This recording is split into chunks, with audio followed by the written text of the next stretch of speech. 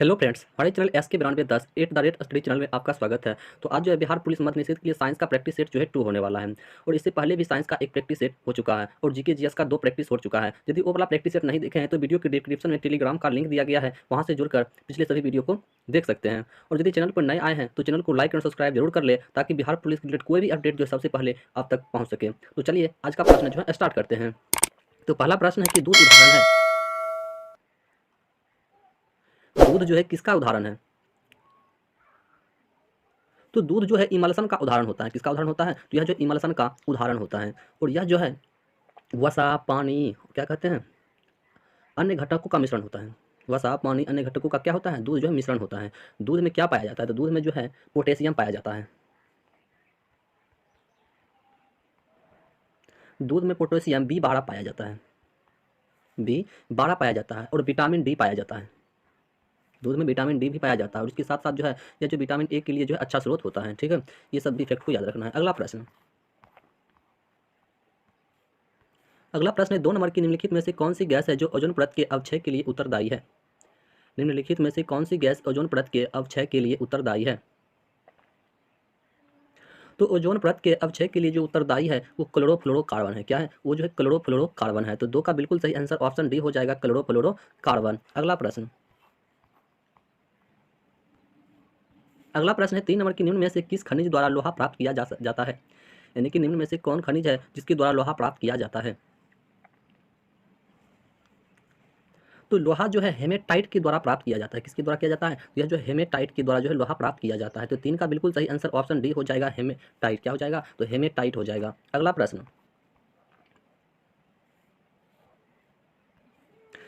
है 4 नंबर की vitamin C का रासायनिक नाम क्या है? विटामिन सी का रासायनिक नाम जो है क्या है? तो विटामिन सी का रासायनिक नाम होता है एस्कॉर्बिक एसिड। क्या होता है? तो एस्कॉर्बिक एसिड। ठीक है, और इसका क्या कहते हैं, होने वाला रोग कौन सा है? तो अस्कर्वी रोग होता है। इससे कौन सा रोग होता है? तो इससे होने वाला रोग जो है वो अस्कर्वी रोग होता है और यह ज़्यादा करके खट्टू चीज़ों में पाया जाता है। ठीक है, अगला प्रश्न, सूर्य के प्रकाश को धरती की सतह पर पहुंचने में लगभग कितने समय लगता है? सूर्य का प्रकाश पृथ्वी तक पहुंचने में कितना समय लेता है? तो 8 मिनट क्या कहते हैं, 8.5 मिनट का समय लेता है। 8.5 मिनट का समय लेता है। ठीक है, अगला प्रश्न, स्टील की कठोरता प्रदान करने के लिए बढ़ाई जाती है। यानी कि स्टील की कठोरता यदि बढ़ाएंगे तो उसमें क्या चीज़ बढ़ाना पड़ेगा?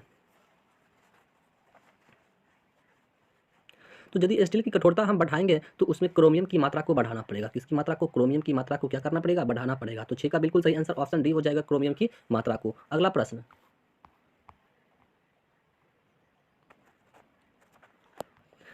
है कि क्रोमेटोग्राफी की तकनीक का प्रयोग होता है।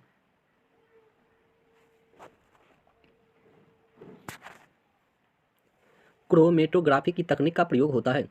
तो यह जो है एक मिश्रण से पदार्थ को अलग करने में होता है। इसका प्रयोग जो है एक मिश्रण से पदार्थ को अलग करने में होता है। तो 7 का बिल्कुल सही आंसर ऑप्शन डी हो जाएगा। अगला प्रश्न,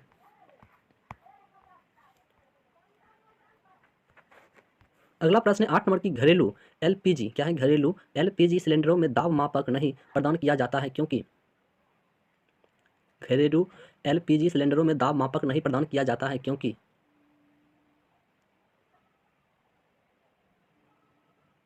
क्योंकि एलपीजी सिलेंडर जो है गैस की मात्रा को प्रदर्शित नहीं कर सकता है।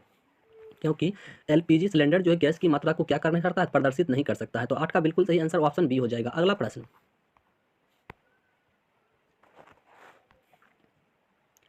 तो 9 नंबर प्रश्न है कि प्रकाश विकिरण की प्रकृति होती है। यानी कि प्रकाश विकिरण की प्रकृति जो है कैसी होती है?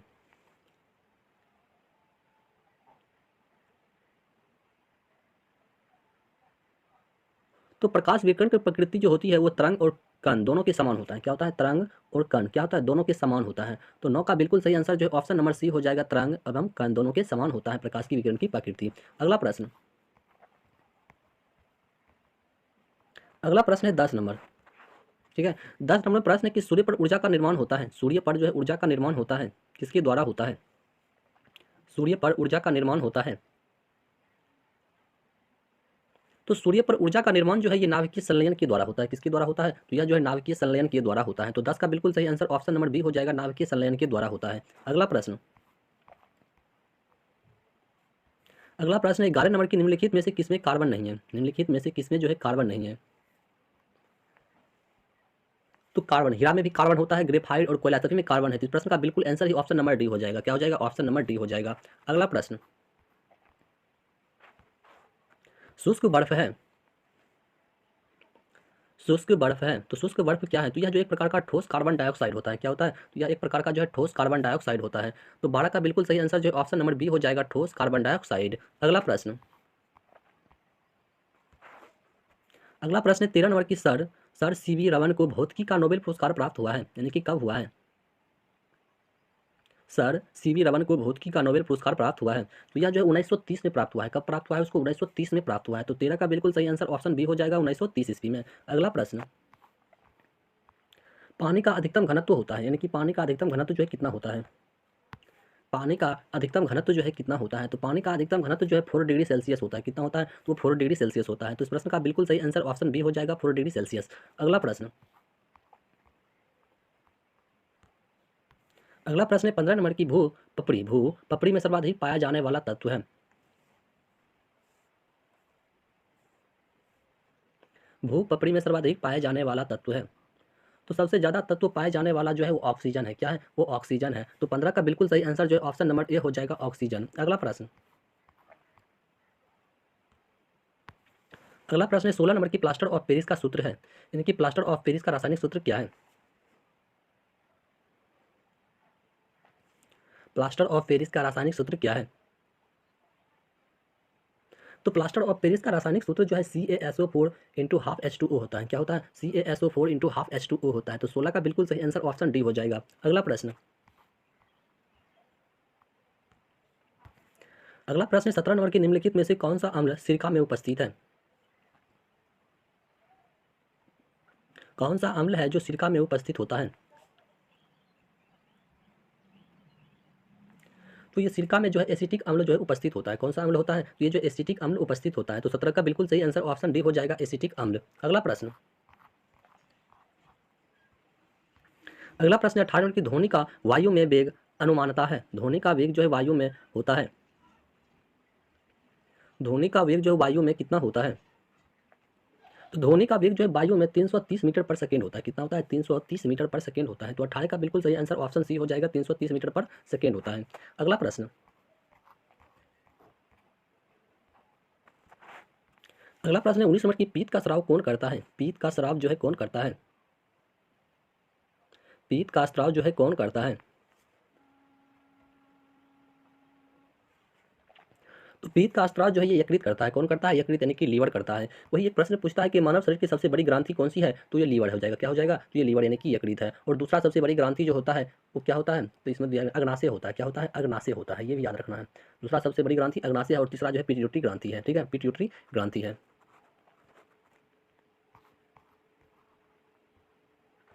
अगला प्रश्न है 20 नंबर की, रेफ्रिजरेटर में क्या है? परिशीतक होता है। रेफ्रिजरेटर में परिशी परि क्या है? परिशीतक होता है। कितना परिशीतक होता है? रेफ्रिजरेटर में क्या होता है, यानी कि क्या होता है? सीधा रख लो उसमें। तो फ्री ऑन होता है। क्या होता है उसमें? फ्री ऑन होता है। तो 20 का बिल्कुल सही आंसर जो है ऑप्शन नंबर बी हो जाएगा, फ्री ऑन होता है। रेफ्रिजरेटर में परिशतक होता है तो फ्री ऑन होता है। अगला प्रश्न, अगला प्रश्न है कितना नंबर? 21 नंबर प्रश्न है कि क्लोरोफिल में किस धातु के आयन उपस्थित होता है? क्लोरोफिल में जो है किस धातु का आयन जो है उपस्थित होता है? क्लोरोफिल में किस धातु का आयन जो है उपस्थित होता है?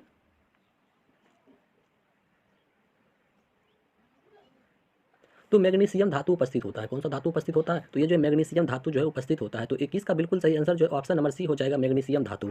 अगला प्रश्न, पानी की दी हुई मात्रा का आयतन न्यूनतम किस ताप पर होता है? पानी की दी हुई मात्रा का आयतन जो है न्यूनतम किस ताप पर होता है? पानी की दी हुई मात्रा का आयतन जो है न्यूनतम किस ताप पर होता है? तो यह जो है 4 डिग्री सेल्सियस पर होता है। कितना होता है? 4 डिग्री सेल्सियस पर होता है। तो 22 का बिल्कुल सही आंसर ऑप्शन बी हो जाएगा, 4 डिग्री सेल्सियस पर। अगला प्रश्न, अगला प्रश्न 23 नंबर की, निम्नलिखित में से कौन सा विटामिन जल में विलय होता है? कौन सा विटामिन है जो जल में विलय होता है? कौन सा विटामिन है जो जल में विलय होता है? तो विटामिन सी, विटामिन सी जो है जल में विलय होता है। विटामिन सी का रासायनिक नाम क्या है?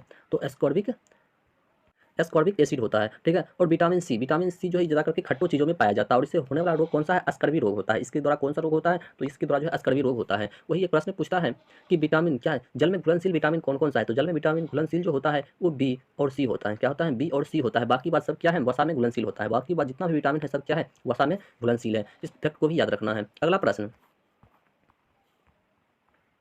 अगला प्रश्न है 24 नंबर कि डायनामाइट का आविष्कार करने वाला स्वीडिश रसायन अभिज्ञाता एवं उद्योगपति का नाम क्या था। यानी कि डायनामाइट का आविष्कार करने वाला कौन था, डायनामाइट का आविष्कार करने वाला रासायनिक कौन था, तो यह जो है अल्फ्रेड बर्नौड नोबेल था। कौन था, अल्फ्रेड बर्नौड नोबेल था। तो 24 का बिल्कुल सही आंसर ऑप्शन नंबर ए हो जाएगा। अगला प्रश्न है 25 नंबर की किस रोग के प्रतिरोध के लिए बीसीजी का टीका दिया जाता है। किस रोग के प्रतिरोध के लिए बीसीजी का टीका दिया जाता है, तो यह जो है राजछासमा यानी कि टीबी के लिए दिया जाता है। तो 25 का बिल्कुल सही आंसर ऑप्शन नंबर बी हो जाएगा, टीबी के लिए। अगला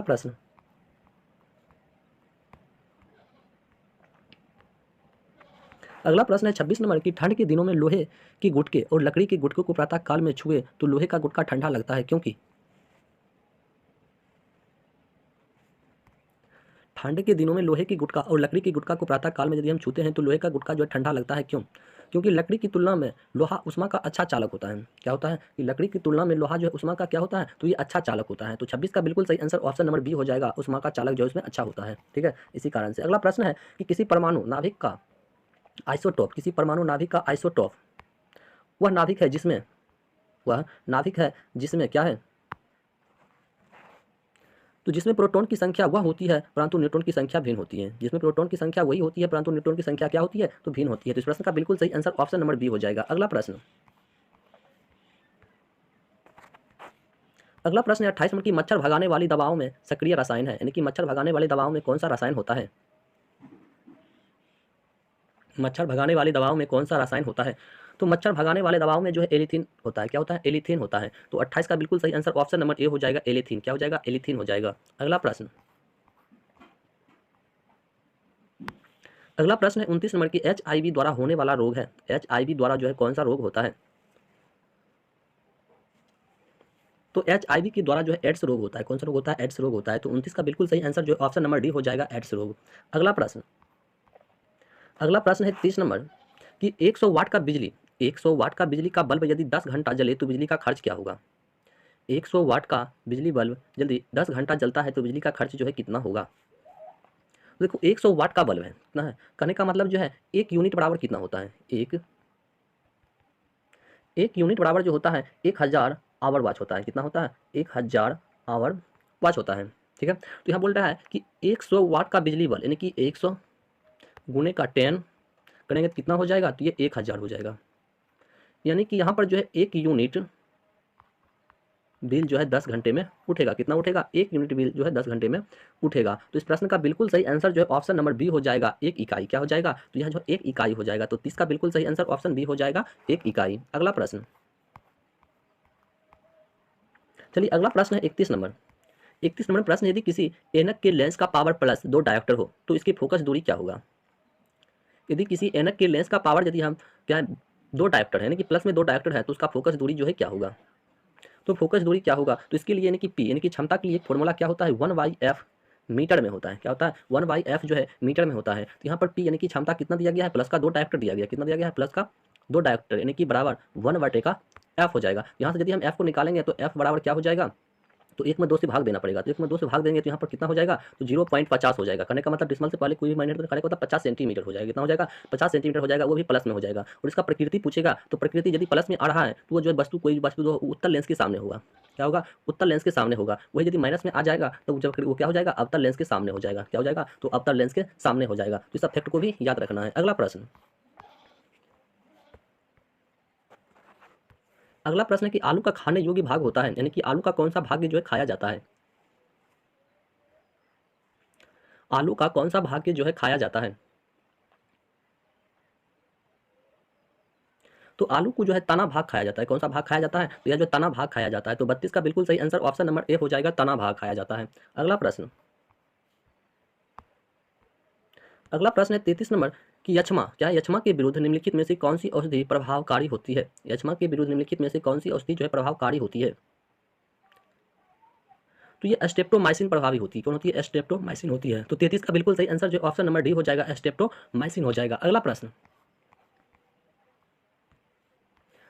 है 34 नंबर की जोड़ों में क्या है कि जोड़ों में मूत्रामल क्रिस्टल जमा हो जाने पर निम्नलिखित में से कौन सा रोग पैदा होता है? जोड़ों में मूत्रामल क्रिस्टल जमा हो जाने पर निम्नलिखित में से कौन सा रोग जो है पैदा होता है?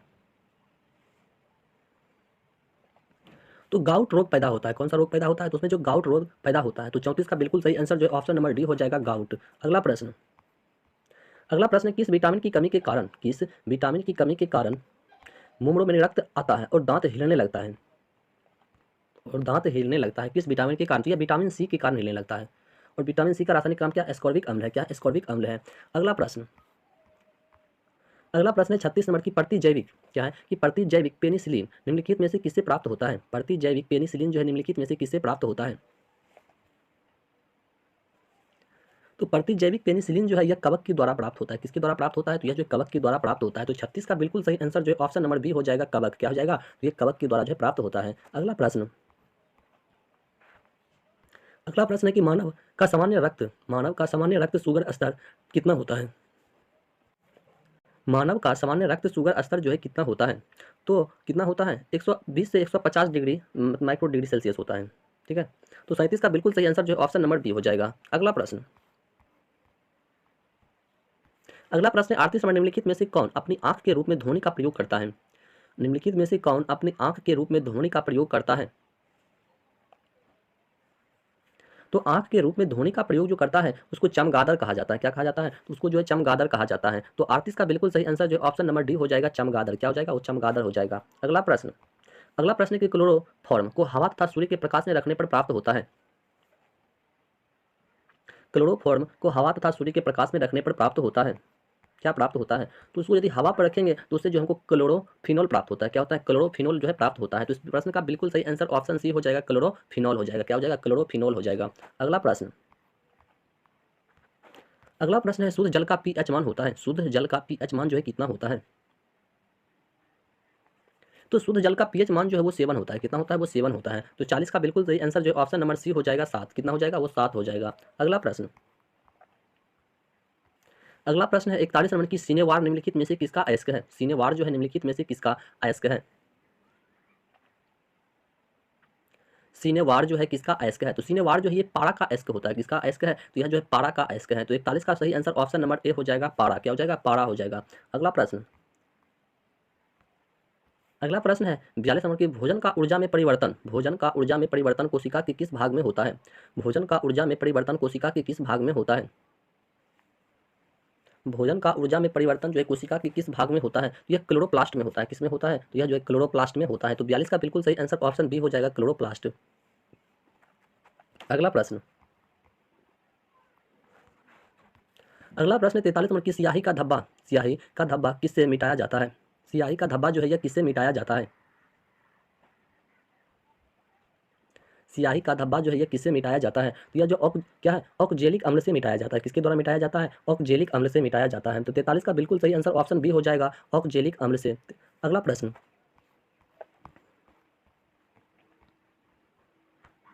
चलिए, अगला प्रश्न है 44 नंबर की इकोलॉजी विज्ञान निम्नलिखित में से किसका अध्ययन करता है? इकोलॉजी विज्ञान जो है निम्नलिखित में से किसका अध्ययन करता है? इकोलॉजी इकोलॉजी विज्ञान निम्नलिखित में से किसका अध्ययन करता है? तो यह जो है पौधों और पशुओं का पर्यावरण के साथ उनके संबंध का निर्माण करता है, इनकी अध्ययन करता है। तो 44 का बिल्कुल सही आंसर ऑप्शन डी हो जाएगा। अगला प्रश्न है 45 नंबर की प्रत्यावर्ती धारा को दिष्ट धारा में परिवर्तित किया जाता है। यानी कि एसी को डीसी में जो है कौन ट्रांसफर करता है? एसी को डीसी में जो है कौन ट्रांसफर करता है? तो इसको जो है रेक्टिफायर के द्वारा मतलब चेंज किया जाता है, रेक्टिफायर के द्वारा। ठीक है। और डायनेमो जो है यह यांत्रिक ऊर्जा को विद्युत ऊर्जा में ट्रांसफर करता है। ठीक है। और ट्रांसफार्मर यह भी जो है यह क्या करता है? डीसी को एसी में कन्वर्ट करता है। अगला प्रश्न है 46 नंबर की वायु में प्रकाश का वेग है। वायु में प्रकाश का वेग क्या होता है? तो वायु में प्रकाश का वेग जो है सब रंगों के लिए समान होता है। क्या होता है? वायु में प्रकाश का वेग जो है सभी रंगों के लिए क्या होता है? तो वो समान होता है। तो 46 का बिल्कुल सही आंसर जो ऑप्शन नंबर डी हो जाएगा, सब रंगों के लिए समान होता है। अगला अगला प्रश्न 47 नंबर की थर्मस क्या है कि थर्मस फ्लास्क में उष्मा का क्षय रोका जाता है। थर्मस फ्लास्क में उष्मा का क्षय जो है रोका जाता है, यानी कि किसके द्वारा रोका जाता है? यानी कि संवहन से, चालन से, विकिरण से, उपयुक्त सभी के द्वारा जो है रोका जाता है। किसके द्वारा रोका जाता है? सभी के द्वारा जो है रोका जाता है। तो 47 का बिल्कुल सही आंसर ऑप्शन डी हो जाएगा, उपयुक्त सभी के द्वारा। अगला प्रश्न 48 नंबर की फोटोग्राफी में प्रयोग किए जाने वाला हाइपोबिलियन का रासायनिक नाम है। फोटोग्राफी में प्रयोग किया जाने वाला हाइपोबिलियन का रासायनिक नाम जो है क्या है? फोटोग्राफी में प्रयोग किए जाने वाले हाइपोबिलियन का रासायनिक नाम जो है क्या है? तो सोडियम थायो क्या है? सोडियम थायोसल्फेट क्या हो जाएगा? सोडियम थायोसल्फेट हो जाएगा। तो 48 का बिल्कुल सही आंसर जो है ऑप्शन नंबर बी हो जाएगा, सोडियम थायोसल्फेट। अगला प्रश्न है 49 नंबर प्रश्न क्या है कि एक कार बैटरी में प्रयुक्त विद्युत अपघटय होता है। एक कार बैटरी में प्रयुक्त विद्युत अपघटय क्या होता है? तो उसमें जो है सल्फ्यूरिक एसिड होता है। क्या होता है? तो उसमें जो है सल्फ्यूरिक एसिड होता है। तो 49 का बिल्कुल सही आंसर ऑप्शन नंबर बी हो जाएगा, सल्फ्यूरिक एसिड। क्या हो जाएगा? सल्फ्यूरिक एसिड हो जाएगा। अगला प्रश्न जो कि लास्ट प्रश्न है, एक पिकोग्राम बराबर होता है, यानी कि एक पिकोग्राम बराबर जो है कितना होता है? एक पिकोग्राम बराबर जो है कितना होता है? एक पिकोग्राम बराबर जो है ये कितना होता है? तो एक पिकोग्राम बराबर जो है 10 का पावर माइनस 12 ग्राम होता है। कितना होता है? तो यह जो 10 का पावर माइनस का 12 ग्राम होता है। ठीक है, तो यदि वीडियो अच्छा लगा हो तो चैनल को लाइक एंड सब्सक्राइब जरूर कर ले, और यदि इसका पीडीएफ डाउनलोड करना चाहते हैं तो वीडियो के डिस्क्रिप्शन में टेलीग्राम का लिंक दिया गया है, वहां से जुड़कर इसका पीडीएफ डाउनलोड कर सकते हैं। तो मिलते हैं अगले वीडियो में, तब तक के लिए जय हिंद।